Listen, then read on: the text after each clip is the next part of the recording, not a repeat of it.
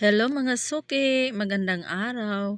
For today's video ay magluluto tayo ng assorted colors na mga puto cheese. As you can see mga suki, very beautiful po pala tingnan yung iba't ibang kulay ng ating puto cheese. Maganda po itong isali sa inyong mga pika-pika, sa inyong mga birthday, or any occasion.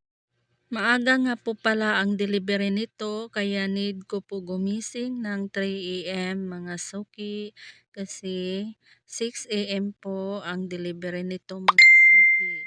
So kahit tayo ay antok pa ay kailangan po talaga natin gumising para ma-prepare ang ating pa-order.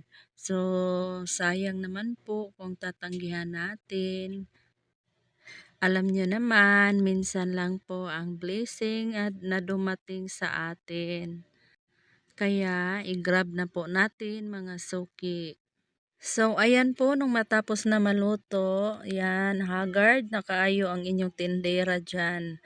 Pero okay lang, basta may pera pagkatapos. So okay lang yan mga suki. Happy pa rin ako kahit puyat dahil mayroon na po tayong pangdagdag sa pambayad natin ng ating mga bills dahil sa ating mga pa-order. So, ayun, tinikman na po natin ang ating niluto, mga suki. Super lambot po ng ating puto cheese. And then pagkatapos mga suki, proceed na po ako doon sa pangalawang order ko na pang 3 PM. So, dahil matrabaho po ang lumpiang sariwa, kaya inumpisahan ko na po yan ng maaga mga suki. So, hindi ko na po na ipakita ang procedure. So, diyan po ay nagbabalot na po ako ng ating lumpiang sariwa mga suki. Pero mayroon na po akong mga old videos. Scroll nyo lang po kung gusto nyo pong matutunan kung paano ko po ginawa yung sauce at saka yung wrapper.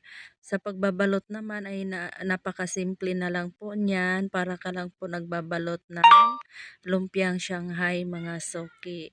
So, repeat the process lang po and then hanggang sa tayo ay matapos mga suki.